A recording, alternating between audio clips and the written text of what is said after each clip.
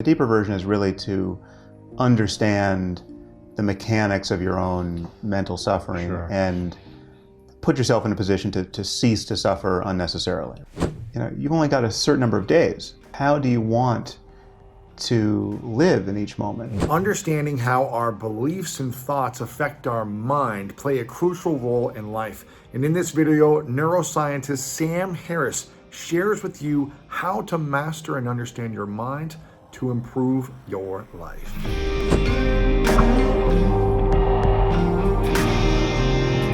You've been really known for meditation over the last few years, more and more. From what I've heard from you, it's more about meditation. You've got this incredible app, the Waking Up app, and your voice is so soothing that it's very relaxing as well. Or soporific, depending on... Exactly. When did you get into meditation, and why did you feel like it was necessary for your life?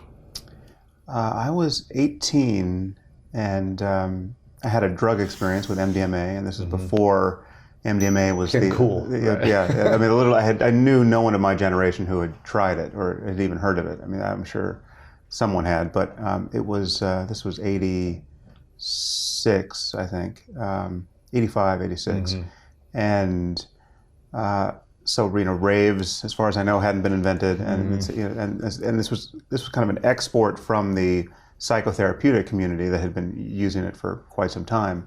And so it was given to me explicitly as a tool to explore the nature of consciousness and to realize something fundamental about especially kind of relationships and my own emotional life. And I really didn't know what to expect, again, because I'd only known one person who had taken it. And so I sat down with my best friend and we tried this drug, and it really amounted to a total firmware upgrade of my brain. I mean, it was just, it's not, and again, I don't want to sound like a booster for psychedelics entirely. I mean, there are downsides to all these drugs. I think MDMA in particular stands a chance of being somewhat neurotoxic. The data at least is ambiguous on that. People can have bad experiences, certainly on LSD and psilocybin, and I've had those experiences. And so it's a mixed message. And I have a chapter in my book, Waking Up, titled Drugs and the Meaning of Life. And there's actually an audio version of that on my podcast. It might even be the first podcast. So if people want the full story there, they can get it. But the reality for me was that this, and this is true for many people, MDMA showed me a landscape of mind and a way of being that I didn't realize was possible. I was an 18-year-old who was, very egocentric, and my ego was well defended, and I had no, the notion of experiencing unconditional love had not occurred to me, and and there's just many things that I just was not. If you had asked me, what was someone like someone like Jesus talking about, and what's the core of all of the religions that people take so seriously, the experiential core of it, I think I had just an empty file on that. I just had no sense of, what people had been doing for the last 2,000 years to transform their experience. So, so I had this experience of unconditional love is not too strong a word, and so during this experience, you felt unconditional love. Yeah. Gotcha. Yeah. I mean, what I felt was kind of layers of self-concern there that I didn't even know existed get stripped away, and what was left was a state of being that was just wide open and had as its ethical core just unlimited good intention toward other people, whether they're friends or strangers. And I realized that I loved strangers in the same way that I loved friends and family at the most basic level, because I just wanted everyone to be happy. And that desire was it was just turned up to 11, right? So it was just like, so you realize that's, if the real ballast for you emotionally and ethically is that you want other people to be happy, you want them to have beautiful lives, you want them to realize their dreams, you want their, you basically, you realize that there's the sense that there's a zero-sum contest between your well-being or your happiness and others is an illusion, right? I mean, you want all boats to rise with some tide. Win-win experience with everyone, so you want positive sum interactions with people. That was, I mean, it just bowled over every other wrinkle in my mind for the period of 4 hours, right? So there was no limit to that, and it's not transactional. You realize that is actually a state of being. That's the way that could be the default state of your own consciousness, if you could only locate it, and then coming down from an experience like that, the drug wears off, and then you're returned to who you used to be, with the memory of what it was like a few hours before. And so that then there was an imperative to figure out what was possible in terms of techniques like meditation or new understandings of how the mind works. I mean, there's clearly a path. There must be a path by which one can have that experience more and more of the time. Sure. And so then my notion of just what the goal of meditation was, I mean, that has actually changed a bit. It's not about producing this state of unconditional love all the time. I mean, I think that's not actually the center of the bullseye, but that was the first experience I had, which gave me a sense that there's a path and there's something to do. Did you ever feel like you had a sense of unconditional love before that moment? Oh, no. I mean, I had no reference point for it. No reference. I mean, I had love for, I love my mom, right? Like, there's no, love was a noun that I could use, honestly, but no, there was no, I mean, there hadn't been a glimmer of that experience, really. Wow. I mean, it was actually the first moment in my life that I felt sane. And I hadn't realized at 18. Yeah. No, I mean, well, and it was only by comparison to all previous states. I mean, like, I had this experience and I realized, okay, this is sanity, right? Like, this is how it should be. Yeah. And the return to one's normal waking, narcissistic, neurotic consciousness was one of not being restored to, because everyone's concern here is that, I mean, so drugs, one problem is that we have this word drug that is the word we use to cover this vast class of compounds that are psychoactive. And some drugs are awful and not worth taking and just intrinsically bad for you, both in terms of what they do to you neurophysiologically and the kinds of states of consciousness that people, experience there. And other drugs, I would argue, have immense therapeutic value and are worth taking under the right conditions. And MDMA is certainly one of those drugs, and it's being used as a remedy for PTSD now in a lot of research to great effect. But people think, oh, you've taken a drug, so this, by definition, this is artificial. So whatever you experience there is less like the real you than whatever returns when the drug wears off, right? But that wasn't the experience, and that's certainly not the experience as you get deeper into things like meditation that don't entail drugs, right? That you can actually discover that the way you're tending to be, the way you've been conditioned to be by life and biology, frankly. I mean, we're not, evolution has not designed us to maximize our well-being. Evolution has designed us to be fairly paranoid. To try to stay safe, right? Yeah. I mean, protect ourselves. We're apes, right? It's just, this is not about our happiness. From the gene's eye view of what we're doing here is not, maximizing human happiness and building a global civilization that will endure for 1 million years, right? That's just not what our genes care about. They care about being safe, or? Well, they care about, all we've evolved to do is maximize the likelihood that we will successfully spawn and stay around long enough to see that our progeny survive and spawn, right? So it's like once you're 40 years old, evolution doesn't care about you, for the most part. I mean, I guess there's some argument that grandparents are of value, or even great-grandparents are of value, but it's just, it can't see so much of what we need to be happy, right? It's like we're deeply conditioned for tribal violence, right? And tribal violence is something that we obviously have to outgrow, globally speaking. We're deeply conditioned to perceive ourselves in at least potentially hostile relationships with all other, apes like ourselves, and yet the self, the feeling of self, and this is actually getting closer to what I think the goal of meditation is. The sense of self is an illusion, right? This is a construct that can be felt through and discovered to actually be false. And there's an immense amount of good that comes with that discovery, but it's not something that has paid adaptive dividends in the past, and it's something that it might actually be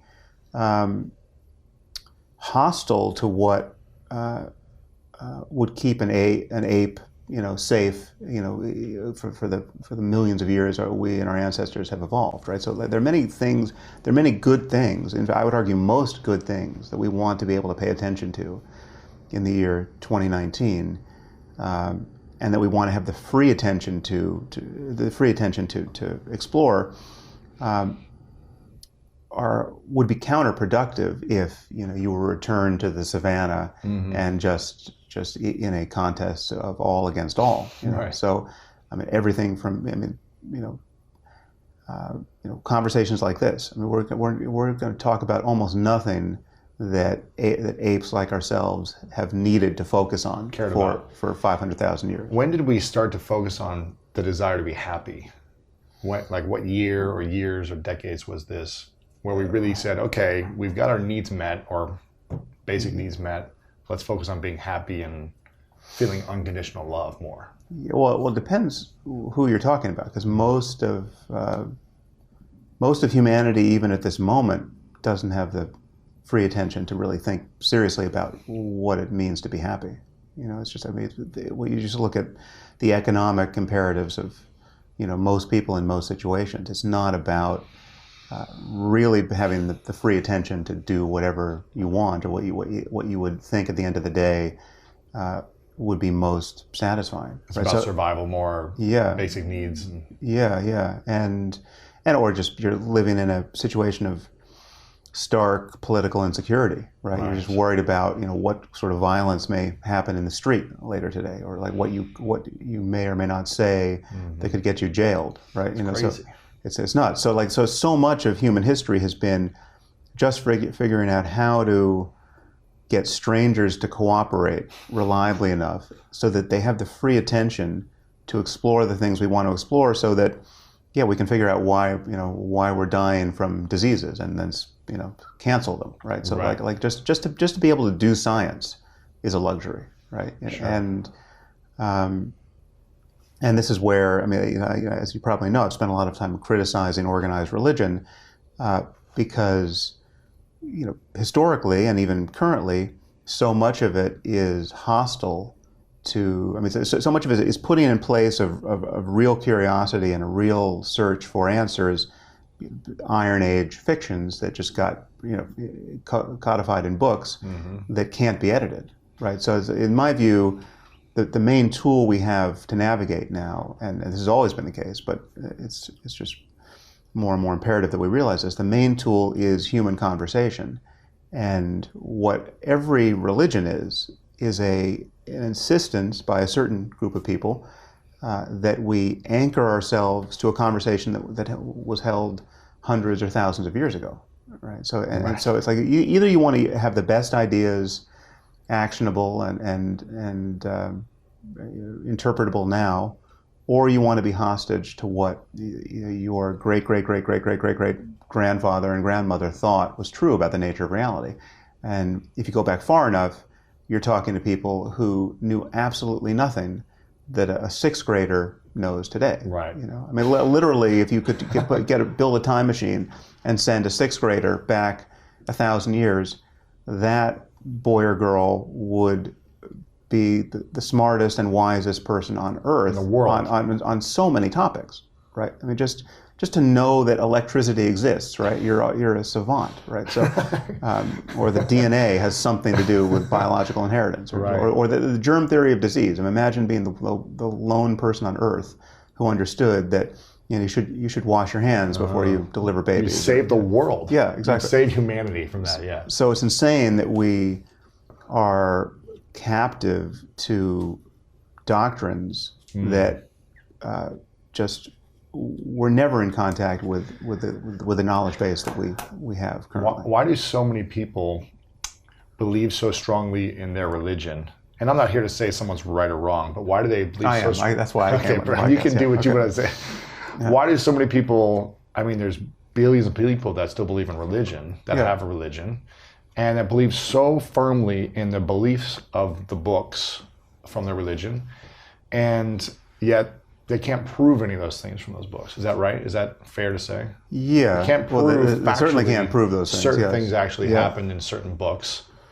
Right. Except for just that someone wrote a story about it. Yeah, I mean, some imagine that they have proof, but I mean, it's often... There's no actual physical proof today that these things happen. No, and I mean, it's worse still. The books themselves say that they're inerrant, right? I mean, the Quran says that it's inerrant, and the Bible says that it's inerrant in various places.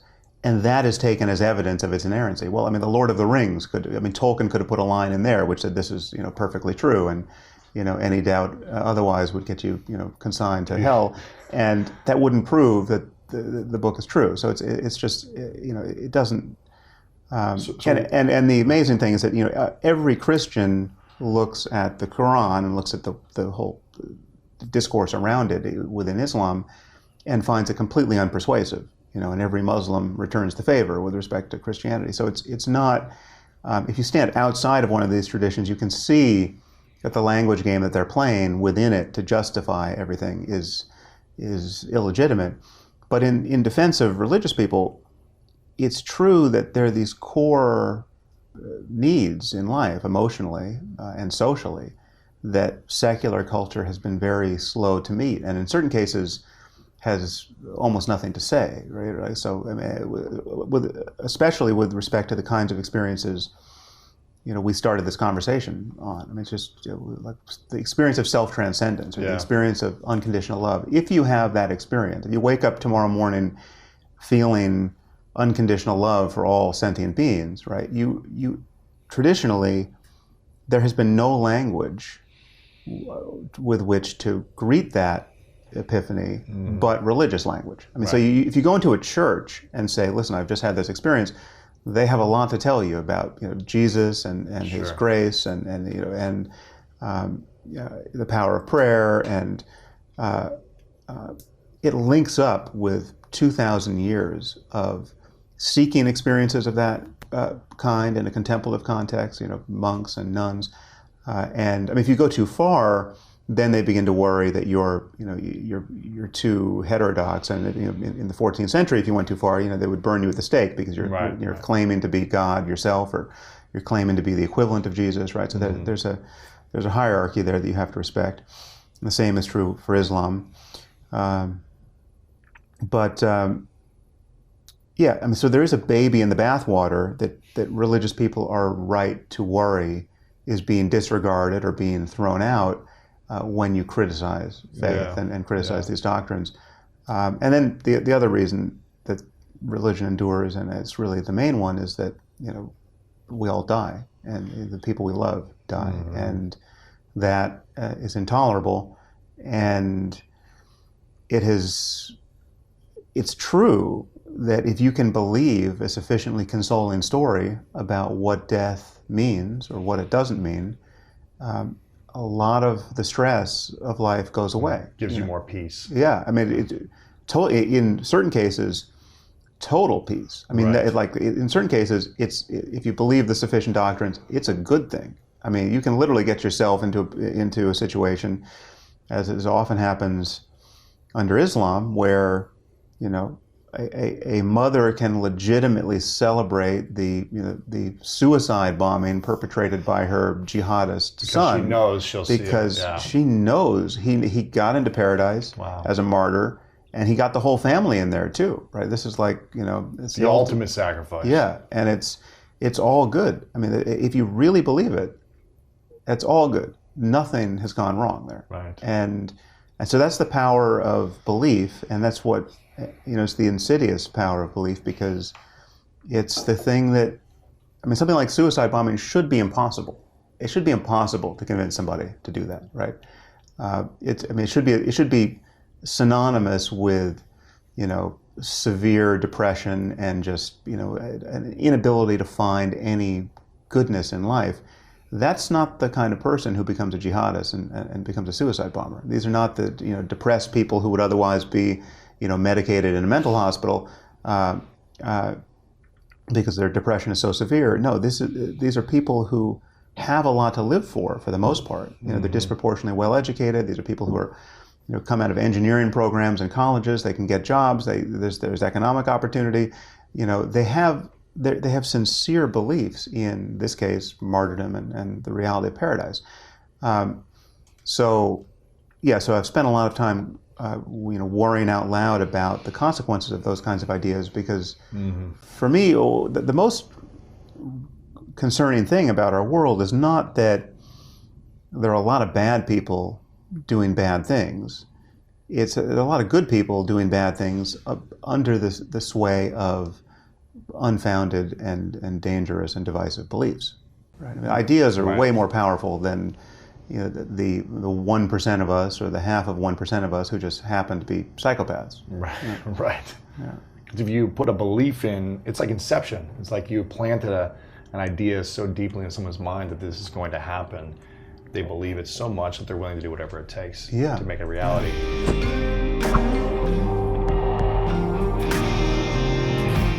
If you could wave a magic wand or set the parameters for how you wanted to think each day, the thoughts that you actually came in your mind, and you could control it. I'm assuming you control them in a lot of your own ways with your own strategies and techniques and awareness. But if you could just say, I'm sick of trying to control it or reframing things when they come up, and you could just say, I want to think these thoughts every day. What would you want to think? What type of thoughts would you want to think? And what would you want to eliminate? Yeah, well, so first, more fundamentally, I'd want to recognize that the mind has no shame. It just thinks. It just thinks, right? So like the thoughts just keep coming, and the goal from a meditative point of view, and this is an analogy that's used in Tibetan Buddhism, is to get into a position where thoughts are like thieves entering an empty house. Right, so there's just no possible problem. Can't steal anything. Yeah, there's just nothing to steal. That's interesting. So to truly be indifferent to between a good thought and a bad thought, that's the real superpower. That is cool. So that's the kind of the more fundamental level of addressing the problem. But it's also true that you can skillfully kind of curate the contents of your thinking and think better thoughts deliberately. And you can think more creative thoughts, you can think more compassionate thoughts, ethical thoughts. And yeah, I mean, so I'm interested in many things. I want to know more about many things. I want to be right more often than I'm wrong. I mean, so all of that's happening at the level of the conversation you're having with yourself and other people, and with good books, and so I mean, I think there are philosophies like the Western philosophy of Stoicism, like the Meditations of Marcus Aurelius. There's so many good thoughts. That if you were looking for a script that would generate a reliable baseline of psychological well-being and ethical conduct, that's certainly part of the script. I mean, to be able to think, and again, it comes back down to reframing a lot. So, like, if again, to make it trivial, you're driving in traffic and someone cuts you off, right? The natural state, sort of the road rage state, is to be irate, and to essentially hate that person. Right. The person whose face you can't even see. I mean, you can't even tell whether the person's 90 years old or 20 years old, right? And that should matter to you, right? Like, you should have a different feeling about a 90-year-old than a 20-year-old in that moment, given the implications. But so, like a stoical kind of reframing of that would be is to recognize you don't know what is going on in this person's life, right? And 9 times out of 10, if you could know it, you would feel compassion for what's going on there, and you'd feel gratitude that you're not suffering the same problem. I mean, the one reframing I use all the time now is that whenever something bad is happening, or something, quote bad, something that is causing me stress is happening, I think of all of the worst things that are not happening, and I just think of how much I would pay, literally pay, to get back to the situation, precisely the circumstance I'm now in, that I'm now stressing about. If you had worse conditions. Yeah, right. So like just you had no legs, if you were exactly. sick, if you're in the hospital. You find out, I did not find out today that I have a brain tumor, right? So whatever I was stressing about today, if I got the call that I have a brain tumor, right? How much would I pay to get back into precisely the situation where I was just stressing about, whatever it was on my schedule, or some hassle? It's just everything is a non-issue until it's a real issue, and then when you take something that's a real issue like a brain tumor, then you have. Then the question is, how much of the day are you going to spend having a brain tumor, right? I mean, being busy having a brain tumor. Suffering about the brain exactly. tumor. Yeah. And suffering about your uncertainty about the future, right? So there's a time course to all of this. So, like at each point, I mean, this is where, worry is almost always pointless, because like in each moment, there's either something you can do to solve a problem or there isn't, right? Now, if there is something to do, well, then just do that thing, right? Solve the problem, right? If there isn't, there's actually nothing to worry about. Like the worry adds nothing to that situation, right? So if you have a brain tumor, yes, you need to go from one doctor and probably to a second doctor for a second opinion, and you find the surgeon you want, and there's a whole process. You're going to get an MRI, all of it. You're having to deal with a lot of, yes, objectively stressful things, but I mean, big picture, we're all in this situation. I mean, life itself is a brain tumor. I mean, we're all going to die. We're all going to go on this. We're going to get the full tour. Now, I mean, for some of us, some of us will be very lucky, and it will be very orderly and free of pain, and we'll be surrounded by everyone we love. We're 100 years old. Yeah, it's just going to go perfectly. And for some people, it'll be chaotic and terrifying and short or long. I mean, so it's every permutation, and I'm not denying that it's rational to have preferences there, right? I mean, like you do want the orderly, loving, right. And not untimely unraveling of it all, rather than the opposite. But it's whatever is happening, you have this moment, and then you're thinking. And you're thinking about the future, and you're thinking about the past is the mechanism by which you will truly suffer in each moment.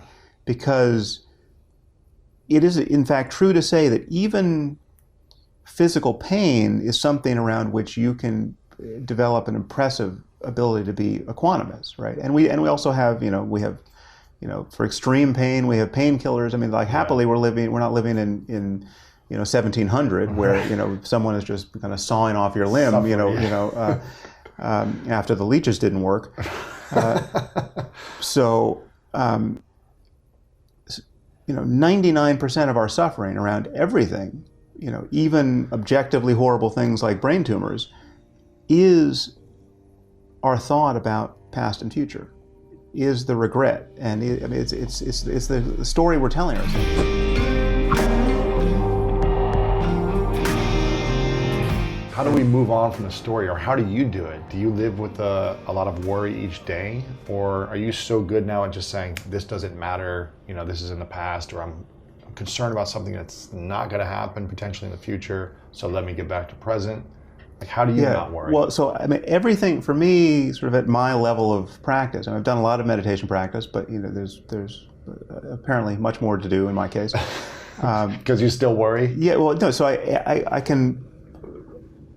there's no emotion that I don't experience, right? So I can experience, intense anger, intense sadness, depression, worry, all of it.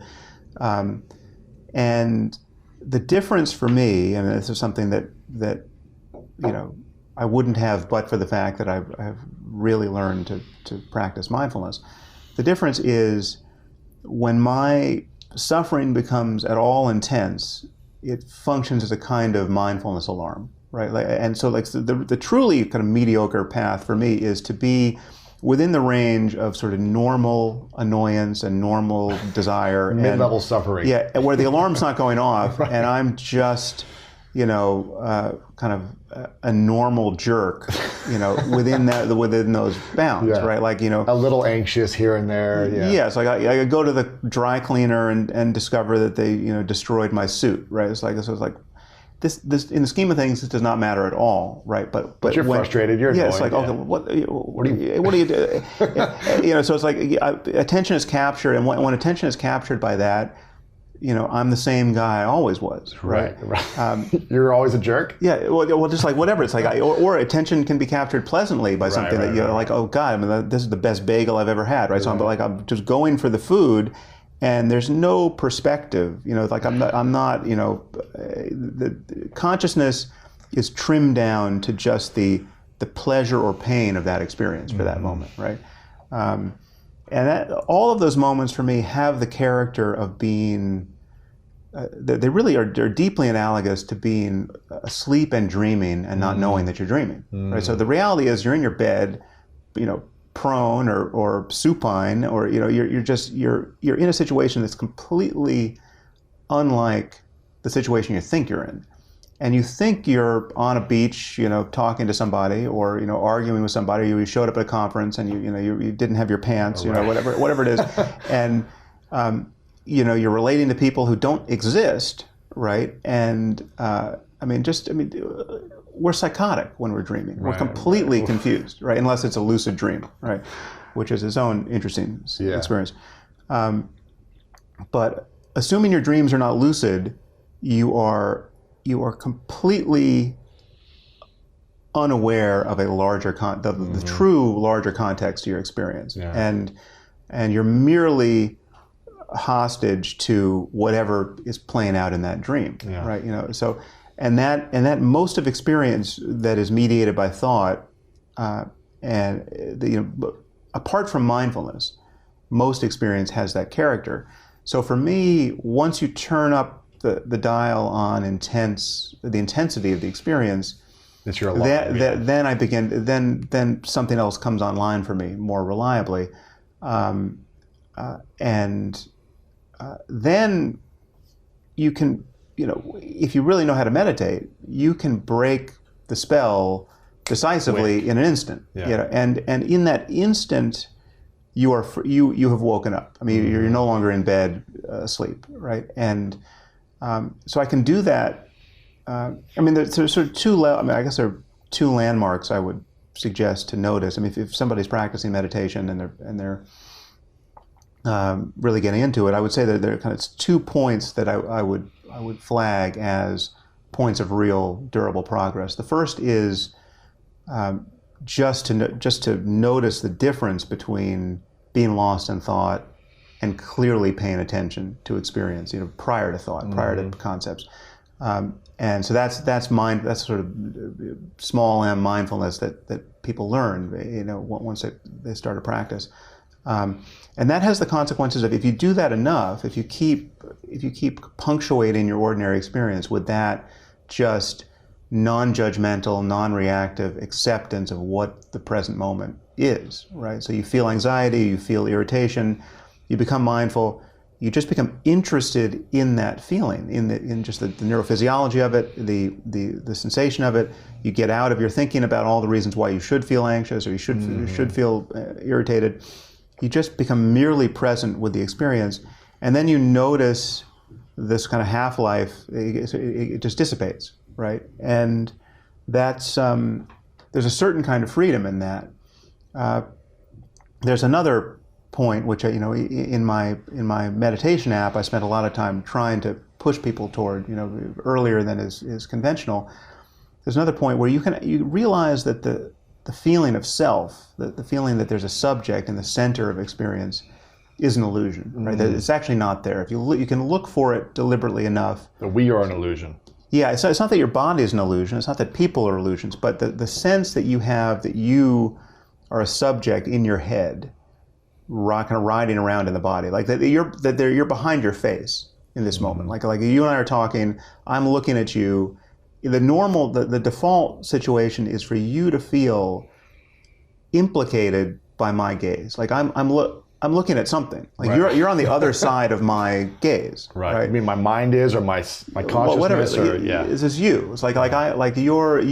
There's something. If you say something and I get a weird expression on my face, like I don't believe you or whatever, you can read that back into it. Sort of it falls back to you. It's like it points back to you. Like if I point at you, it feels like I'm pointing at something. I mean, this feels rude. This is normally a rude gesture, right? Right. So it's like you feel like you're over there. You're behind your face, right? And that's what we call I. I mean, the personal pronoun for most people refers to that feeling of being in the head. It doesn't refer to the whole body. It doesn't refer to because people don't feel identical to their whole bodies. They feel like passengers in their bodies. They feel like subjects. They feel like the center of experience. And I mean, the real goal of meditation is to recognize that is an illusory position. That's actually not your position. There really is just experience. There's just consciousness and its contents, and there's no center to it. And so at a certain point, mindfulness can become the experience of just cutting through that illusion, right? So it's not that you're having to be strategically mindful of anxiety or anything else that you may notice that you want to have dissipate. You suddenly recognize that there's just no center to experience. And then your meditation practice becomes recognizing that in each moment. And that has the consequence of just, I mean, that's synonymous with not being lost in thought in that moment. It's synonymous with not giving any more energy, therefore, to this reaction you're having. It's synonymous with no resistance to whatever is appearing, right? So you're actually free even before the physiology of the negative state dissipates. So I mean, let's say you're angry, you're feeling road rage, you recognize there's no center. Your freedom in that moment isn't even contingent upon the anger going away. It's like because anger at that moment is no longer anger. Anger is just tension. Sure. It's just tension in your face. Like you could have tension in your face because of you had some dental procedure, right? But it's like it literally just completely disconnects the sense of your own well-being and expansiveness, because again, the center has dropped out. There's just consciousness and its contents, right? And it doesn't actually, and so this can sound paradoxical, but then from that point of view, the kind of experience I had on MDMA doesn't even improve one situation. I mean, then, because when there's just consciousness without a center, on some level, there's no. I mean, this is the truth here that I'm alluding to. I mean, that the jargon in Buddhism is the truth of emptiness, right? Sure. There's nothing. There is no thing, right? Everything is just. I mean, so to take an analogy of that works for me. Have you ever gone into a restaurant where you have there's one wall that is like a kind of perfect and perfectly clean floor to ceiling mirror, and for most of the meal you've been assuming that the restaurant is twice the size that it actually is, right? So there's a bunch of people over there that you just thought were people, but at some point in the meal you recognize it's just half the size, right? And that's just glass and just a wall of light, right? It's an illusion. Yeah. And so that transition where you like if someone just walks up and puts their hand on the glass and in that moment, all the stuff you thought was happening there someone could have been having an argument, right? Or like someone could, physically assault someone there. Now, forget it. This is where the analogy breaks down because there's something happening in the real world.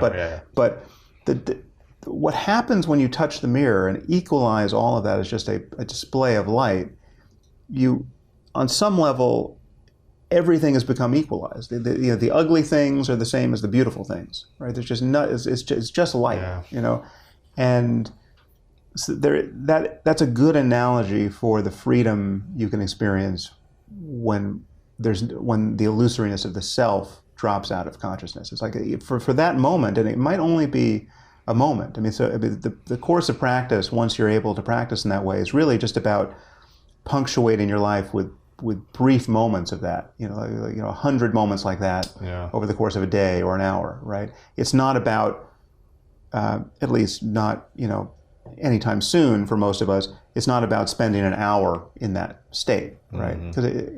But being able to punctuate life with that insight, it really does change the game, because then in each one of those moments you realize life isn't about seeking to become happy, right? It's not like you can only be happy. You can only be free in this moment. There's only ever this moment. Now. Not seeking for the future. What you have is this moment, and then your thoughts about the past and the future. That's always been true, and that will always be true for as long as you have any experience at all. So you're either looking over the shoulder of this moment for what's coming, worrying about it, or greedily, kind of reaching out to the thing you want. And I mean, so much of life, 99.9% of life for most of us is seeking certain experiences and getting them and feeling kind of the briefest moment of gratification. Like we unite with the object of desire for barely a second, and then we're on to the next thing, or then we're even the thing we desired, if it persisted longer, would become undesirable. I mean, just imagine you're going for the bowl of ice cream, you're getting sort of the peak taste of it. Imagine if that taste never went away, right? Like that's the pleasure, that's not the pleasure you want. And that would be intolerable. I mean, you'd go to a doctor's. Like I had a bowl of chocolate ice cream last week, and I can't get this taste of chocolate out of my mouth, right? I mean, so what happens is that you take a bite of ice cream that you thought you wanted more than anything in that moment, but actually it's a little too much, and then you reach for a glass of water and you wash it out at a certain point, right? It's right. Not,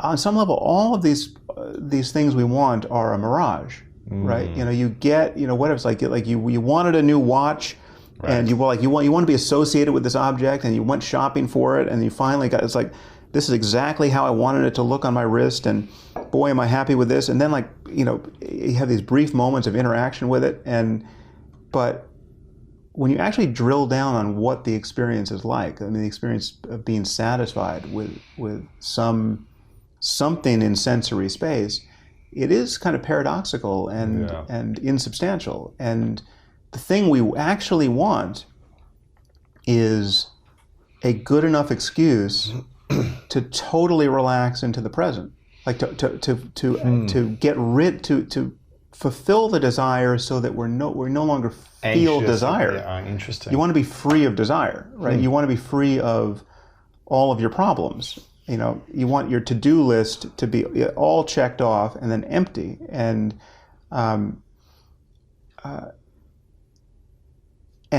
those become peak moments, right? So but the problem is we associate the experience of completely giving up the war and being completely satisfied in the present. The brief moments we touch that, and in positive psychology, many of these states are called flow states. Those brief moments where we're not worried about anything, right? We associate that with some enormous effort we made to get here, right? And yet that is in fact the way consciousness already is, if we can just pay attention to it. And that's why meditation becomes a kind of the ultimate hack of in how one can pursue one's well-being, because it's just true that consciousness is that way, and yet we're spending all of our time seeking to have a good enough reason to realize that. It's like if I could just win the Nobel Prize, I'd feel good enough about myself that I wouldn't feel like I would have to do anything. I could stop everything else. There would be no egocentric, grandiosity program that I would need to run because I'd have a Nobel Prize. But then you'd be like, well, what's next? And how do I stay relevant? And that's exactly what happens to everyone who wins the Nobel Prize. What happens is I get depressed. Someone says, "What are you going to do next?" Right? And you're like, I just won the Nobel Prize. What else can I do? And and the half-life of those peak experiences is incredibly short. It's a moment. In the best case, it's days, right? But in reality, it's unwinding over the course of minutes.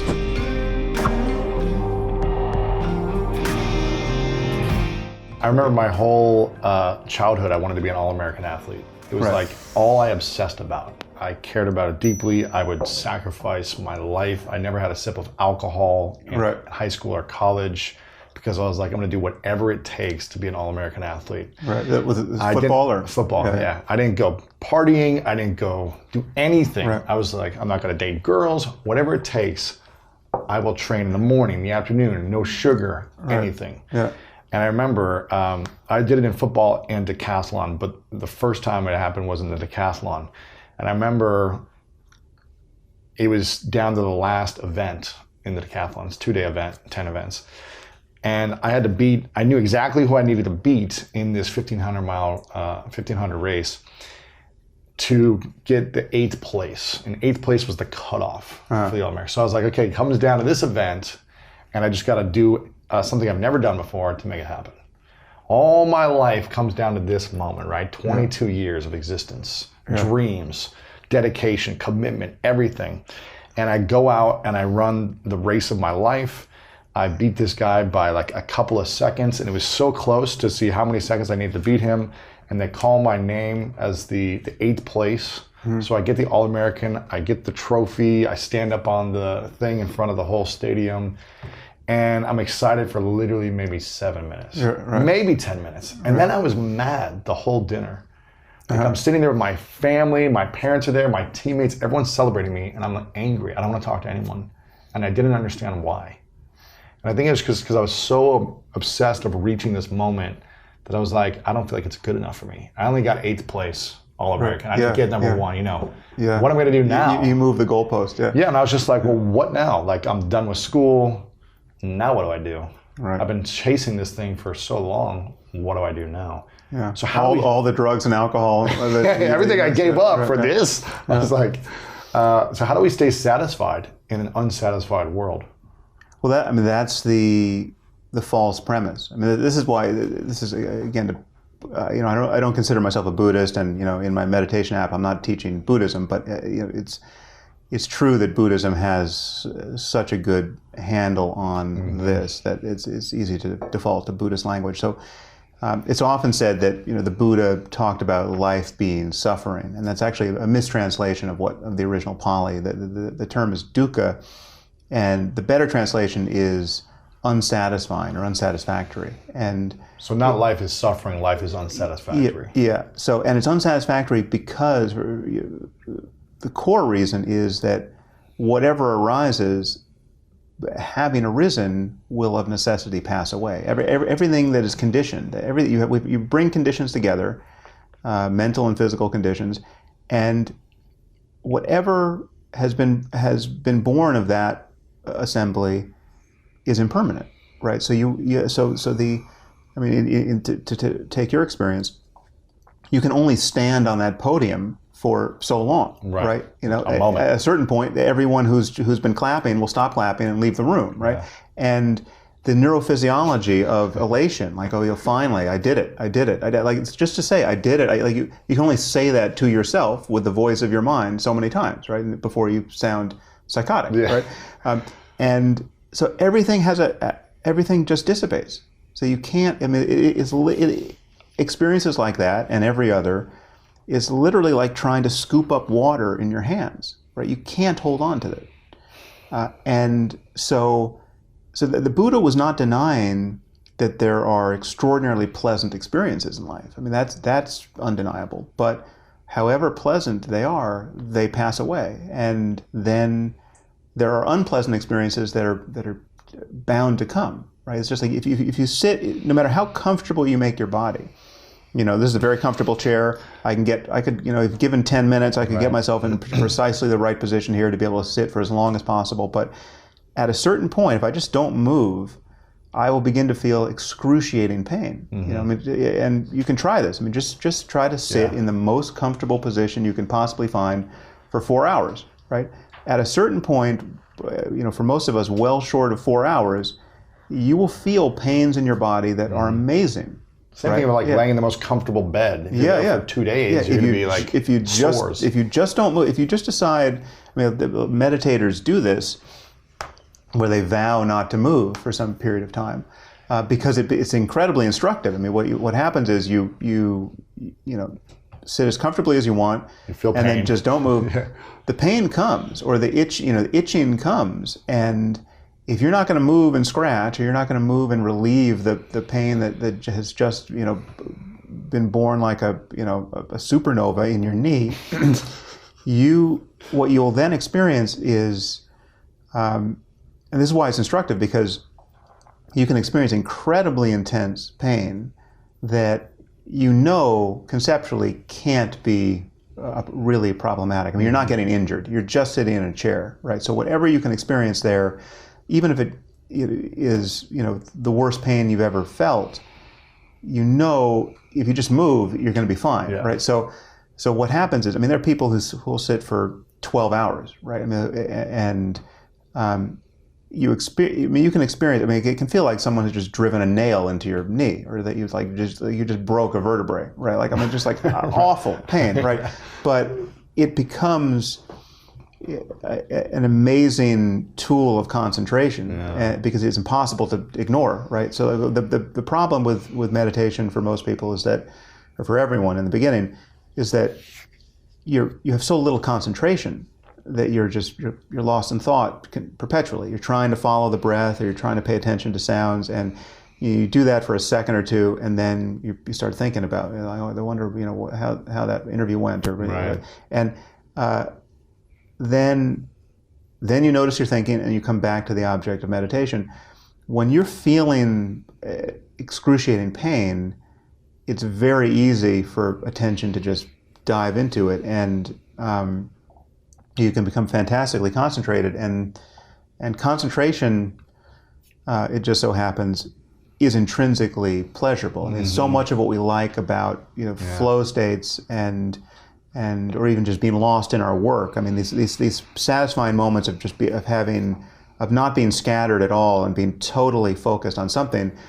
The pleasure component of that is really just the concentration. It doesn't matter what you're focused on. I mean, literally, if you can focus on the breath to the exclusion of everything else for 5 minutes, that becomes like a drug experience. I mean, and that's, again, that's also a temporary experience. I mean, concentration is another one of these things where you create the conditions for it, and those conditions are impermanent, and then you're so the fundamental insight to have is that it's possible to recognize that consciousness itself is free of its contents, right. And that's really the purpose of meditation, and that's why it's an antidote to the normal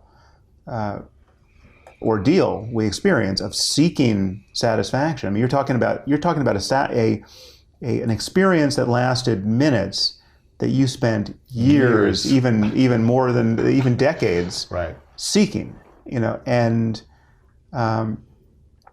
so many people are living their lives with that framework. Acknowledged or not, we're living with this sense of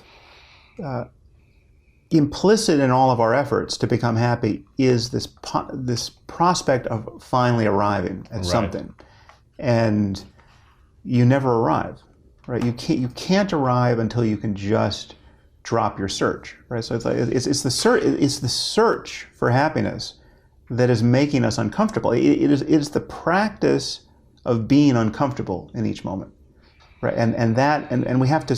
Meditation is just a technique, and again, there are many techniques, sure. But at bottom, it's just relinquishing that act of indulging the illusion that you would be happy if only. So if only this cup were full of hot coffee, right?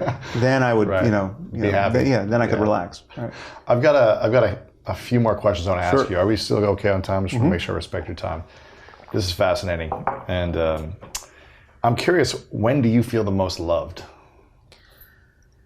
When do I feel the most loved? Well, it's interesting because there is a kind of transactional notion of love that most of us grow up with, which, again, I've sort of lost. Really, since that time, that first MDMA trip. I mean, because on some level, it's not about being loved, right? Like I'm very lucky. I'm surrounded by people who in fact love me, and they successfully communicate that, and that's nice, right? But the real satisfaction is feeling love. Well, again, that's a state of being. It's not predicated on what the other person's doing. So parents. I don't know. Do you have kids? No. Okay. No. So this is an experience. Okay. This awaits you. So much of parenting is not about getting the clear signal of love shining back at you from your kids, right? You can't wait for that to feel love for them, right? So much of the experience of my feeling love for my kids happens when they're not especially happy, right? Or if they're happy, they're certainly not shining it back on me. I mean, they might be annoyed at me, and that annoyance is just the most adorable thing in the world, right? It's like I've got a 5-year-old who's like she can just, whatever is going on with her. I mean, she's a little tyrant. I mean, sometimes it's like I'm living in North Korea with Kim Jong-un, right? If she could have her way, the whole cities would burn, but she's so adorable, right? So that state of being, of just taking delight in her full range of experience, right? That is, on some level, that's possible even with grown-ups who are unpleasant, right? Like you can just see, on some level, if you look out at the world, you can see that you are surrounded by people who are suffering, this is sort of the compassion side of the coin rather than the love. Love is, I view love as having a few different modes. I mean, one is what it's like just to have a fundamental good intention for other people and other sentient beings, and that's the state of love. So what does that feel like in the state of other people suffering? Well, that it feels like compassion. I mean, you just wish that they were no longer suffering, and you wish there was something you could do to help. And what does it feel like in the state of other people's happiness, right? And that's the Buddhist term for that is sympathetic joy. It's like you actually take joy in their joy. It's like the feeling you feel if you see someone win, on American Idol or whatever. Right, you see it's like that feeling. You can burst into tears of joy for that other person's joy, right? Now it's used. I mean, this is a good corrective for where many people are at. I mean, just notice what it's like when someone in your life experiences some great success, right? And it becomes potentially more uncomfortable if they do it in a zone where you are well, imagine you're trying to become the decathlete, right? And your best friend is also trying to become a decathlete. He comes in first in that race, right? You know, like just how good do you feel for him, right?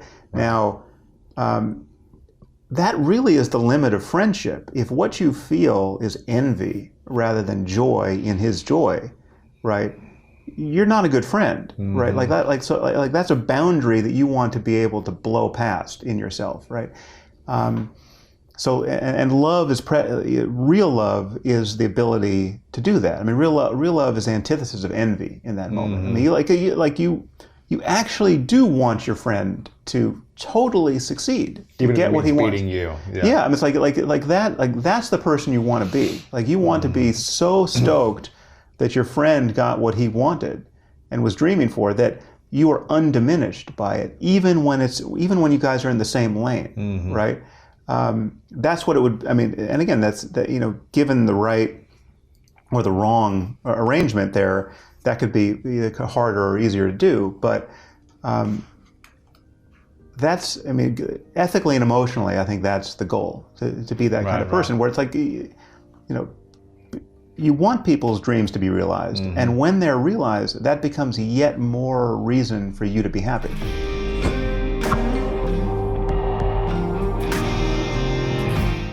I'm curious, what do you believe happens when we die? I don't know. I don't know. I mean, that would require that we understand exactly how consciousness arises, and we don't understand that yet. I mean, there's certainly good reason to doubt that you, as you experience yourself most of the time, as you know, the English-speaking person or subject who has the episodic memories you have of your life, that entity floats off the brain and goes elsewhere, right? And that's the expectation that most people have who believe in souls, right? And when you hear people use so-called near-death experiences to justify a belief in an afterlife, it's that kind of arithmetic that's being done. They say, well, I saw myself in a tunnel of light, or I rose up off the table that they were performing surgery on me. I could see myself. But then I realized I was, not connected to my body, and then and then there's some story about how they, met entities or met members of their own family who had died, and they're, so if you can recognize your grandma and still understand English, and then still have a memory of the life you're leaving, all of those are modes of cognition that we know a fair amount about at the level of the brain now, and we know they can be disrupted piecemeal in life, right? We know that if you get a stroke, or if you go into the lab and they do TMS on you, transcranial magnetic stimulation, they can interrupt certain functions which really are no longer there anymore, just because with that neural real estate has been perturbed. And so the proposition here is that if you interrupt one part of neuronal function, you lose, let's say, your capacity to understand English, right? But if you destroy the brain at death, everything about yourself that's familiar can persist, right? That doesn't make a lot of sense. So we know a lot about mind being dependent on the brain. Any function you could point to in yourself. Vision. Mind versus brain. What's the difference? Well, I mean, the mind on some basic level is what the brain is doing, and if the brain stops doing that, it's reasonable to expect that the functions of mind will stop. But consciousness is the fact that it's like something to be associated with that information processing, and that is still fundamentally mysterious. I mean, there's a lot that our brain is doing that seems unconscious, right? And seems unavailable to consciousness in principle. I mean, and it's these unconscious processes are delivering the contents of consciousness in each moment, right? So you and I are having a conversation. I can see you. I can hear you. Right. I can, there are things that are stable that I can inspect because they're among the contents of consciousness. But how all of this stuff is showing up is being unconsciously mediated and really can't be inspected. So Right. like I mean, the example I always use is, because I'm always talking when I have to use an example, but so like to some degree, however imperfectly, I am managing to follow the rules of English grammar without knowing how I do that. Sure. Right? And you're able to effortlessly Listen and interpret. understand, yeah. Yeah. So, and in fact, you don't even have a choice. If I say the word pigeon, right, you can understand it. I mean, provided you're a native English speaker and that's in your vocabulary, you can't help but understand it. It's like you can't say, well, whatever that next word is going to be, I'm just going to block the semantics of it. No, the semantics just come in, right? And so you're doing all of this. Your brain is doing all of this unconsciously, and you can't get to a place where you are standing upstream of the parsing of the sounds I'm making. I'm just making a bunch of small mouth noises, right? And I mean, and the difference when you're in the presence of someone who's speaking a language of which you know not a single word, right? Whatever that is, Thai, say. It just sounds like pure gibberish, and the surprising thing there is that it's very hard to even imagine that anyone can decode those sounds and extract meaning at all, right? It just sounds like, well, it's amazing that that's a language, right? And yet, once you know the language, you can't help but decode it. So all of that's unconscious, and yet the fundamental mystery of our being and the most important thing in the universe, really, I mean, I would argue the only important thing in the universe is the fact that the lights are on as what we are here subjectively, which is consciousness. If the lights were off, right? If it was all just, if there was no distinction between biological systems and this table, right? If there was nothing that it was like to be you, and there could never become something that it was like to be you or any other physical system, well then there's no important distinction between the wet stuff we have in our heads and rocks and the water and the ocean. I mean, it's all just stuff that can have no interests. It can't suffer. It can't experience happiness. It can't be deprived of happiness. It can't be creative. It can't. So the good thing about this universe is consciousness, and so and the thing we can care about. Your life is as your consciousness is in each moment, and I mean, all you have is your experience and your possible experiences, and and that's the core of our morality too. It's we are in a position with one another where we can affect each other's states of well-being and our opportunities to experience further well-being in the future, and that matters. And our conversation around that is our conversation around morality and ethics and politics and So how do we unlock our consciousness or expand it in a positive way? Well, besides meditation, obviously, but how can we think differently so we can unlock this consciousness for ourselves? Yeah, well, there are many levels at which to do that. I mean, meditation is, there are many different kinds of meditation, but the kind that interests me most and which I most recommend is, it often goes by the name of mindfulness now. I mean, mindfulness is very widespread, but there's a sort of trivial versions of mindfulness, and there's the deeper version. And the deeper version is really to understand the mechanics of your own mental suffering and put yourself in a position to cease to suffer unnecessarily, right? So you notice that you're lost in thought almost every moment of your life, and much of your thinking has this mediocre character of causing you to worry about the future and regret the past and just feel a baseline dis-ease with life, right? Whether it is just what it was like for me to drive here in traffic and am I going to be late? I was supposed to be here at 10 o'clock, and so much of our life is the steady hum of that kind of thinking, right? And not to mention the bigger concerns about disease and whether your child is sick, and like we're thinking, like we're plunged into thought in each moment, and we don't notice it. And until you learn to be mindful, you can't notice it. All you might have this abstract idea that, yeah, of course I'm thinking a lot of the time, but so what? Or like, what's the alternative, right? There is no alternative. Each thought will arise and completely capture your attention, and then you are hostage to the emotional and behavioral imperatives of that thought, right? So and it's necessary to some degree to be that way, because we need thought. I mean, thought is the way we organize our lives and form plans and understand what's happening, right? So like almost everything that makes us human is born of our capacity for abstract thought and planning and goal formation and all the rest. But it's possible to recognize thought as a stream of appearances in consciousness, and to recognize that consciousness is the kind of the prior condition of their arising.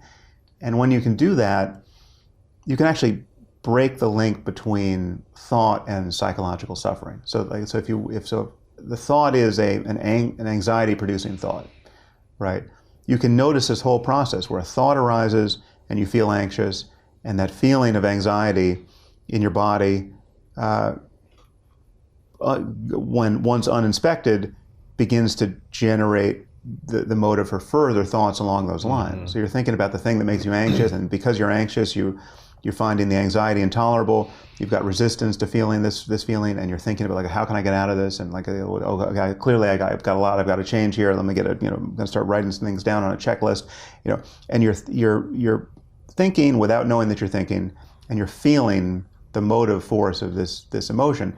But once you can become mindful, which is to just be aware of what's arising in consciousness, without judgment, without reaction, without resistance, right? I mean, so to be able to notice anxiety as just a pattern of sensation in the body, right? And then when you can do that, you can see that, first of all, it's not that bad, right? Right. In fact, you're not dying. Yeah, no, and under a different framing, it's a sensation that is often pleasant, right? Like the excitement you feel, or even the anxiety you feel before you get on a roller coaster, right? If that's your thing, is something you're willing to pay to do, right? Like you want this thing. That's part of the experience. Go skydiving. Yeah, whatever. That's the being able to. I mean, the thrill is a thrill because you felt some of that, right? Yeah.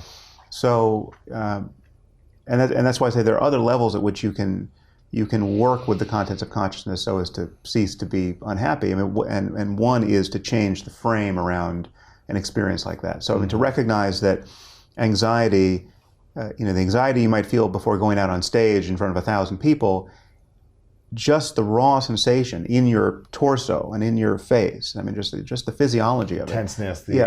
That is importantly similar to something that can have a positive frame which you seek out, like excitement, right?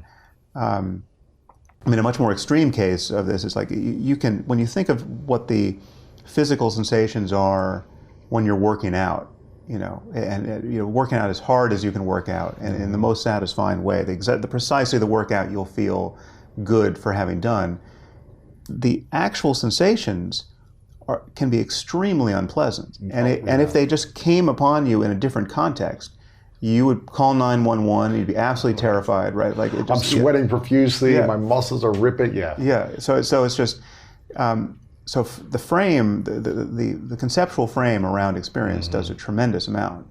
But mindfulness is a more basic ability to notice this mechanism of becoming identified with thought and resisting certain emotions and mood states, and being able to just unlock from all of that and recognize that consciousness itself, that which is simply aware of experience, is not actually changed by its contents. I mean, so like that which is aware of joy is the same thing as that which is aware of sadness, right? And on some level, it's not diminished by sadness or improved by joy. And you keep dropping back into that state.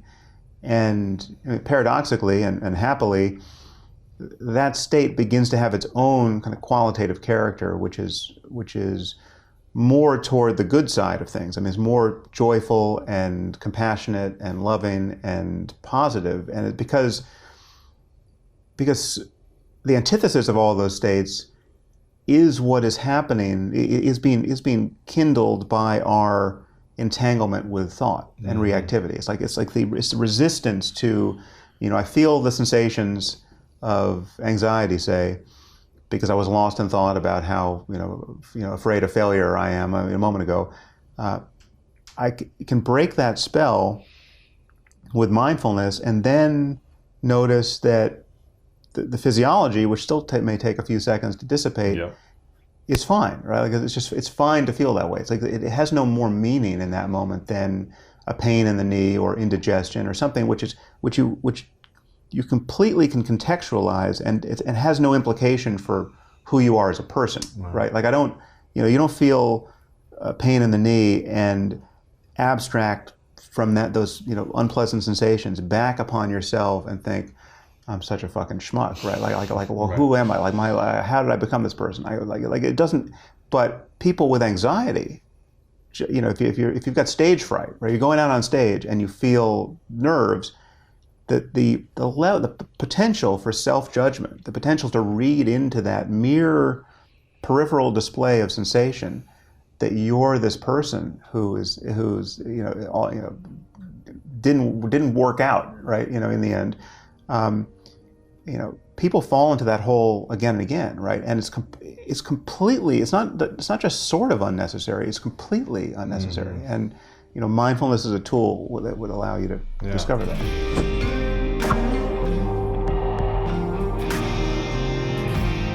What's the lesson you want to teach your kids the most? If you could teach them one lesson, what would it be? Well, a lot of what we've been talking about is relevant there. I mean, just what are the real mechanics of suffering and happiness? So the power of mindfulness is one. But I mean, what gets emphasized even more at this stage, and I think is even kind of the coarser grained corrective that improves people's lives the most, is just to value honesty as the most important foundation for ethics and relationships. I mean, so like when I was 18, I decided this was the most consequential course I took in college was a course on it was a graduate seminar on whether it was ever ethical to lie, right? And everyone came into this course, assuming that lying was sometimes a problem, and obviously if you're lying all the time, you're a sociopath. But I would say everyone comes into that course thinking, well, there's certain situations where you have to lie. I mean, we all know there are white lies, and you want to spare people's feelings, and so you got some amount of lying is just essential for doing business, right?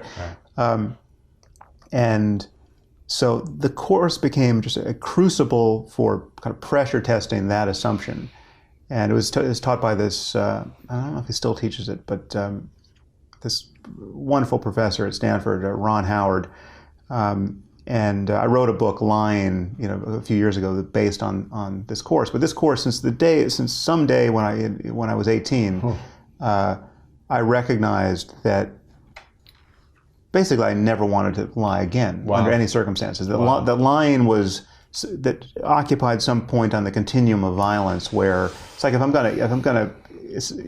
I'm in a situation where I have to decide whether to punch someone in the face, well then lying is part of that toolkit. But it's really only in emergencies where you would even consider it, because it is synonymous with a total breakdown of rational cooperation and collaboration with another person. You're no longer treating somebody like a person who can be reasoned with or related to. You're treating them like some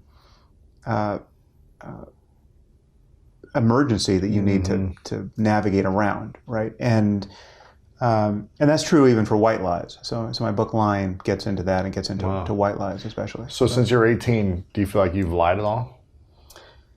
I have in a few cases, kind of by accident, like We're intentionally trying to lie. Yeah, like you say something and then you realize, okay, that wasn't quite true. Like that, you know, I sort of got there was some embellishment that came online, or something just came out, and then it just becomes too awkward to actually to massage the truth. You know, it's like, or it's just too pedantic or too something. But like, I'm only aware of having told my 10-year-old daughter one lie in her life. Right, like what was that? Are you allowed to share? Yeah. No, it's a completely ridiculous lie. But Santa Claus is real. Yeah. So that's actually the most common question I get in response to this paradigm. That, like, what about Santa Claus? Yeah, Tooth Fairy or whatever. And the answer there is that Christmas can be. You don't have to lie to your kids to make Christmas fun, right? And notice no one feels like you have to lie about Halloween to make it fun. Right? No one says no. These witches are real, right? Like ghosts are real. You don't have to do that. Like, fiction is fun enough for kids that you can make Santa Claus fun. But so, what did you lie to her about? We were looking at a. We had done like some kind of Google search. I mean, she was maybe 6, right? So she had she didn't even understand the lie that I told. But we had done a Google search on something that was producing like medieval woodcuts of like it was something about the Middle Ages or knights or something, and a woodcut came up that was just one of these. Happily it was a woodcut, not a real image, but it was like one of these 15th century woodcuts of someone being decapitated, right, during the Inquisition, right? Someone's head is getting sawed off, and so I swiped by that, and she says, "Daddy, what was that?" And so I pull it back, and I said, "Well, that was a very ancient and impractical form of surgery." Right. Sure. I'm not even sure. She was not prepared for me to say, listen, someone got killed. Yeah, there's circumstances where other people cut other people's heads off, for bad reasons. Do you feel bad that you told the lie, or do you feel like that's a situation? Well, I just didn't. I didn't think on my feet quickly enough, right? But I mean, there's a role for. So, kind of radical honesty doesn't entail. Isn't incompatible with withholding certain information. I mean, like, you don't have to tell kids everything about what's going on. My daughters don't need to know exactly what ISIS was up to and just how horrible all that was. It's like there's a time to tell them what's going on in the world. So, but the honest truth for my kids in those situations is the stuff you don't need to know. Yeah, of right. Course. We'll tell you later. Yeah. You'll learn that later. You know what's interesting about this? For the last 6 months, I've been thinking about honesty more than ever in my life. I feel like, I've cheated. I cheated almost all my way through school on quizzes and tests and homework. Right. Out of necessity, because I couldn't comprehend the information, and no matter how many tutors I had all through school, it's like. It was survival for me. Now, I'm not saying I'm proud of this. I stole things that I lied about from stores when I was a kid. For 2 years, I had to steal every time I went to a store. Mostly candy bars or whatever it may be, smaller things, but still, I stole things for a couple of years. Right. Not proud of that, and would lie about it.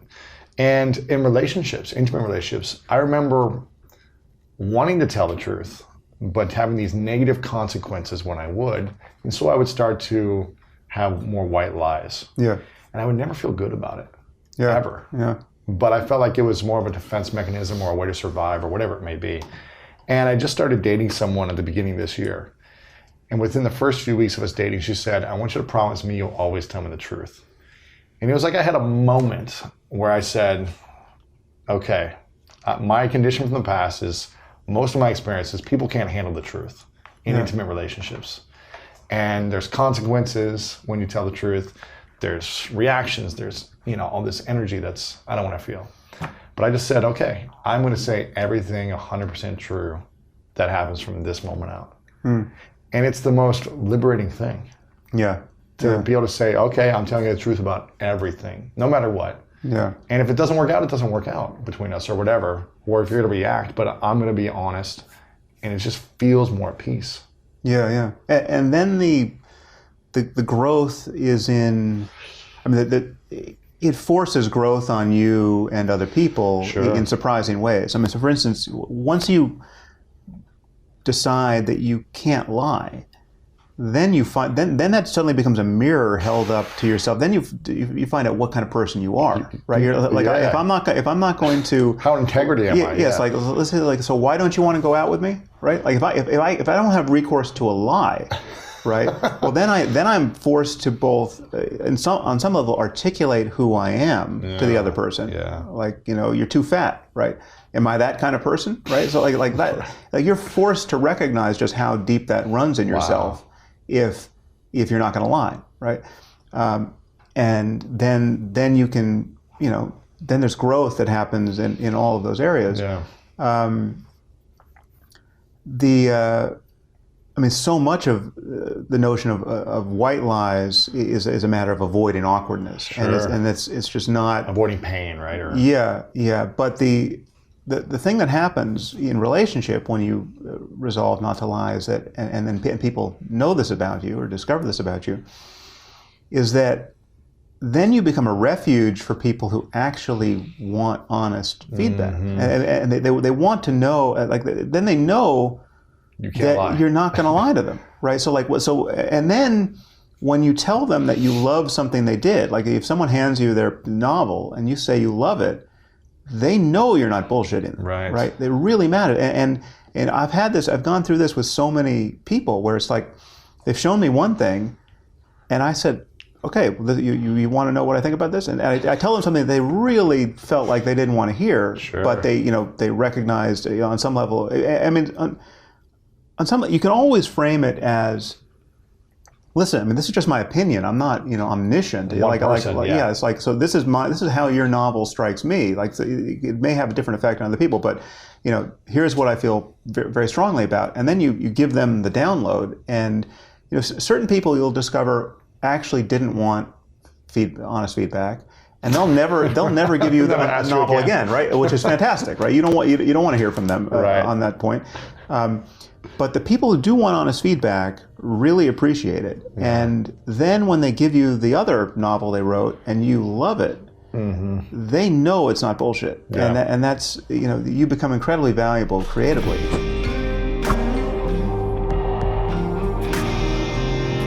What is the question that you wish you had the answer to? That you like, this is a certain fact about this answer? Well, the deepest one is related to what we were talking about earlier. Just exactly how is consciousness integrated with the physics of things? How does consciousness arise? What's the answer to the, what's called in philosophy the mind-body problem? That would be, if there were one scientific mystery I would want to solve, that would be it. And we talked about your parents briefly before we started on camera. I'm curious, who was more influential in your life, and what was the biggest lesson they taught you? Well, it was definitely my mom. My mom raised me essentially as a single mom. My dad left when I was 2.5, and I had a relationship with him until he died when I was 17. But it was a long distance one. He moved to New York, and so it was it's interesting. Like I didn't really see the implications of all of that until I became a dad, and just how aberrant that was to just leave at at a certain point I had a 2.5-year-old daughter, and I thought, what kind of guy would I need to be to leave now and move 3,000 miles away and have the level of involvement my dad had with me. So through my child's eye view of him, I didn't really see the problem. I kind of just, on some level, I probably thought I was the problem, right? But it was not, once I had a kid, I realized not only was that unthinkable for me, I know people of, varying quality in my life. I don't think I know a dad who would do that, right? It was just it was a very strange epiphany to be able to triangulate on him in that way. So it was definitely my mom. And what was the lesson, the greatest lesson she's taught you? It's hard to say. I mean, she's, we've been best friends for so much of my life. I think my love books and my love of writing and like that, all of that got set by her. I mean, she was somebody who was a big reader and just loved, I grew up with, like the television in the living room just had books. It was like a wall of books all around it. It was like a television just set in books. And I remember, from a very early age, from age 5, I remember just like there are books everywhere. And she's a great sense of humor. So it's like insofar as finding the funny in things, that's a corrective for almost everything. And that's where cool. where she lives. What's the greatest lesson your dad taught you in his absence? Or maybe that you learned. I remember he explicitly taught me a lesson. It's funny. This is I don't know how old I was, but I remember he I think I was always somewhat shy. I think. I definitely default to shyness. I'm more of an introvert than an extrovert. Mm-hmm.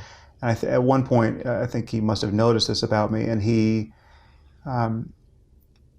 said, when you meet somebody, I want you to notice whether they go to shake your hand first or you go to shake their hand first. And I realized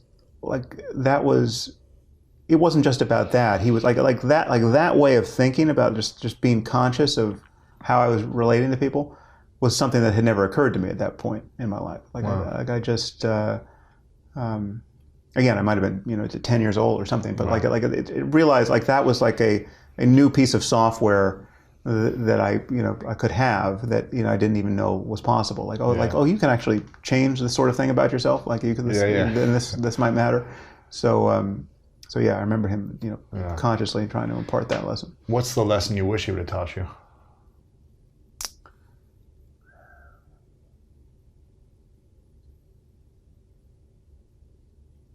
Well, it's really just. The truth is, I'm not even sure. So he died when I was 17, so I didn't really have a fully adult relationship with him. And this was strangely so everything we've been talking about in terms of like what I've realized in my life that's of value, kind of the wisdom component of life, and really most of my intellectual interests. All of that came online when I was 18. He died when I was 17. So there's an amazing bifurcation in my life between who I am and have become and who I was when I had a father.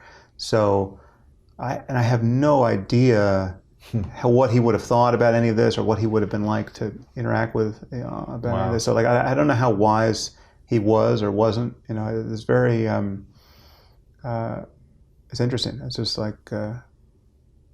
again, the lesson there, that he teaches me in my absence, in his absence, is that there's everything's impermanent. You don't know how long anything's going to last, right? You don't know when it will be the last time you're seeing a person, right? And so what's the quality of that interaction? What haven't you said to the people you care about? So he was a very loving guy. It was not. There was like a circumstance of zero conflict, but it was just. It's odd to consider the life choices he made, as a father. Do you think you would be where you are today without his death, as successful in pursuing the questions and the work and the mission that you have, if he was at home with you when you were a child and supporting you the whole time? Yeah, I don't know. Death has been a very important part of my life. My best friend died when we were both 13. Wow. So, and that was as far as an experience of death, kind of the rude, interruption in one's otherwise carefree life. It wasn't kind. That was the fact that was on the menu. That your 13-year-old friend can just die and disappear. That was the biggest shock with respect to people close to me who have died. Other people have died since, but and that so from when I was 13 on, I was somebody who had kind of big picture philosophical concerns about, what does it all mean, and what does it mean to die, and what happens after death. And so I was, when I was 18, I had certain experiences that really answered some of those concerns. But I was thinking about issues of life and death from kind of 13 on, and that's been super. Wow. And then so when my dad died when I was 17, and he had had cancer for the better part of 2 years before that, so I kind of saw that whole process, and so that was it's sobering. It's like you realize that it's good to get your head straight about things sooner rather than later, and so I've always I'm always amazed to meet people who don't think about death at all, and do their best not to think about death and succeed, right? So whether it's just like they're just living their lives, it's just the goal is to have as much fun and have as much success and just keep it all positive, and because they seem to think that the alternative is to be made morbid by death, right, or to become a kind of Woody Allen character who's just neurotic and tortured by one's concern about death, right? Whereas there's a kind of a third channel to be on, which is it can actually be a primary source of wisdom. It's massively clarifying to realize that you've only got a certain number of days, right? And so how do you want to live in each moment, and just how trivial do you want to be?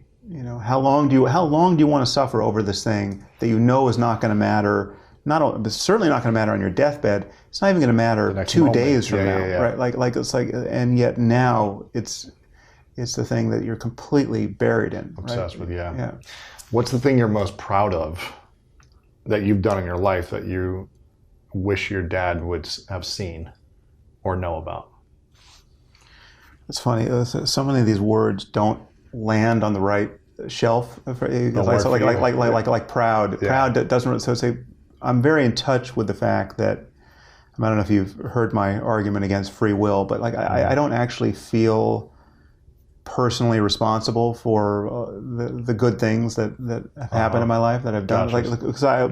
It's very salient to me that I didn't make myself, right? I can't take any deep responsibility for the tools I have or don't have, that the level of effort I can exert or not, the priorities I have or lose sight of and then find again. All of this, when you become aware of what it's like to be you moment to moment, you see that everything is just happening, right? Including your capacity for effort. Including the days you set an alarm and wake up early, the days you hit the snooze button once, and the days you hit the snooze button 5 times. All of that is part of what's just happening in the universe, right? And it's not that you can't make choices, but again, the choices themselves are also just happening. And so when I look at what I've done that strikes me as good, if given a chance, I would have done that again, right?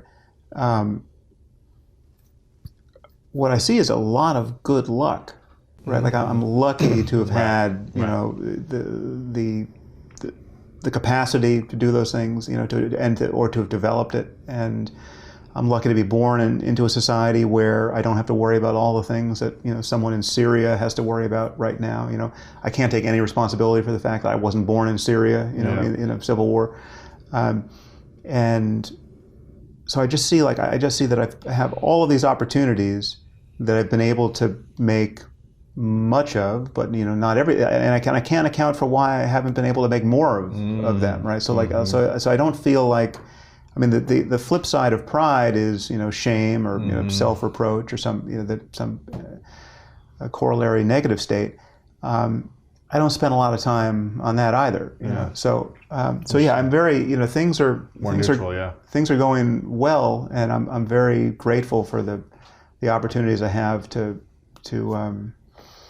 deal with interesting ideas and meet interesting people and, Cool. and add value to people's lives and be surrounded by people who are adding value to mine. That's great. So, This is a question I ask everyone at the end. It's called the 3 truths. So imagine it is your last day, as many years away as you want it to be. You can be 500 years old, 100 years old, whatever it is. Right. It's your last day. You gotta go. It's time to die.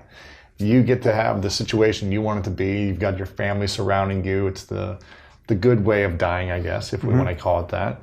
And you've accomplished the things you want to accomplish.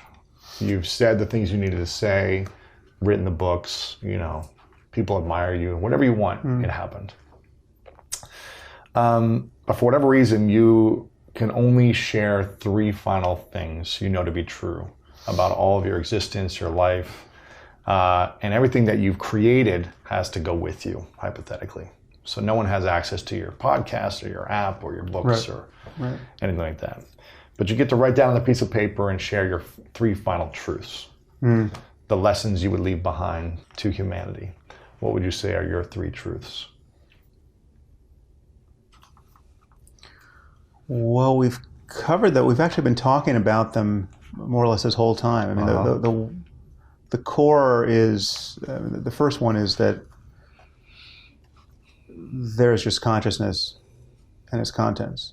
That it's, and the implication that all of that has for well-being, right? Like this is just it's a kind of an admonition to look more deeply into that fact, right? Because of all the good things that come and all the bad things that stop happening once you do that. So that's one. That's one.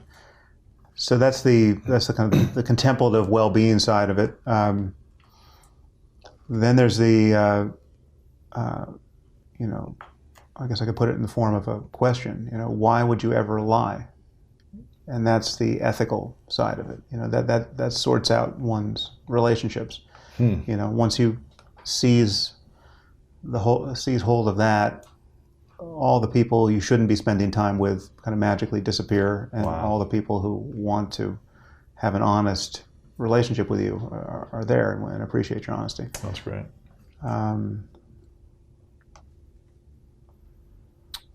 The third one, I guess, the third one should address kind of more, society. Like how do we organize society in a way that makes sense?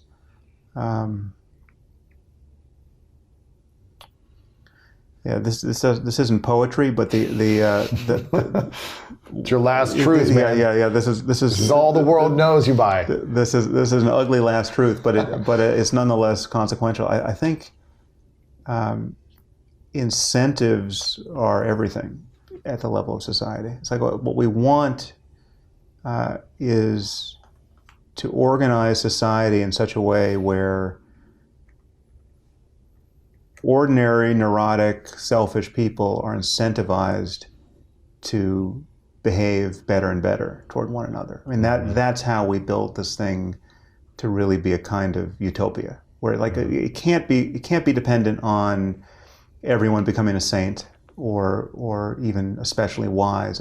We need to incentivize the things we want to see happen that in a way that takes out the friction. And so much of what we see in the world that is creating needless human misery is a matter of incentives being badly aligned, so that you have good people doing horrific things just because they're incentivized to live that way, and they're not incentivized to do the alternative. So, Those are great truths. I love it. You've got the Making Sense podcast. You've got the Waking Up app, which everyone should get on their phone, the App Store. Where else can we connect with you? What else can we do to support you in your mission? Well, those are the two main places. I mean, it's all samharris.org is my website. So if you want to know more about what I'm doing, or like a calendar of live events or anything like that, that's always there. You're touring, you're speaking. Occasionally. I mean, it's not much on the calendar at the moment, but I've got an event in LA at the Wiltern on July 11th. I don't know when this is going to come out, but that's happening then. But I'm trying to keep the calendar a little clear at the moment, but yeah, everything gets eventually announced on my website or on my podcast or in the app. So you're on Instagram, Twitter, everywhere. I'm for better and worse. I'm on Twitter. I see a lot of your tweets. I like it. Yeah. The tweets can be brutal. You got great opinions. Yeah. So I'm less on Twitter, but Twitter is the only one I really engage with personally. I mean, we put stuff out in a perfunctory way everywhere. Twitter is where you go on. Yeah, that's me on Twitter. Yeah. That's your opinion. For better and worse. So. I like it. So make sure you guys check out the Making Sense podcast. That's about once a week on average. Yeah, a couple times. Waking Up app, I highly recommend it. It's really powerful what you've done there. So congrats on that. Cool. I know it's been helping tens of thousands of people who've been using it already, if not more, maybe right now. But congrats on that. I want to acknowledge you for a moment, Sam, for your wisdom and your intellect and your ability to dive into topics that are very controversial for people who have set beliefs that don't want to look deeper into another option or another way. And you continue to research, dive in, test, analyze ideas, thoughts, and beliefs that can hopefully end suffering for a lot of people or support people in less suffering to live a happier life and bring more peace to their hearts. So I acknowledge you for your gift, even though you say that everything's, you're lucky in situations, but you've decided to continue to make the choices to serve people in this way, and I acknowledge that. Cool. Well, thank you. Thank you for listening. Of course. The final question is, what's your definition of greatness?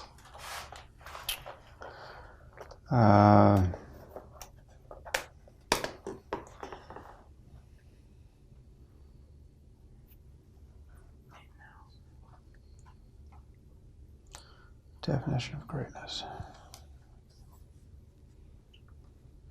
Well, I mean, there's really two. It's, the conventional one of,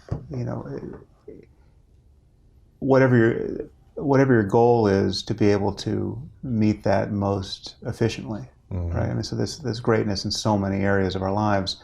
But I mean, beauty is, and elegance as variables we recognize greatness when those are also maximized, right? So it's like it's sort of how you arrive at something matters as well. It's just not that you arrive. Right. I mean, I think real greatness is a matter of meeting worthy goals, and that that has the well-being and ethical component to it as elegantly as possible. There you go. Sam Harris, thanks, man. Appreciate it. Pleasure. Appreciate it, man. And if you want to learn more about how to master your mind, check out this next video right here. The most memorable thing somebody ever said to me is I was in fourth grade, but I'd skipped third, so I was probably 7 or 8 years old, and she said, "Don't let potential be written on your tombstone."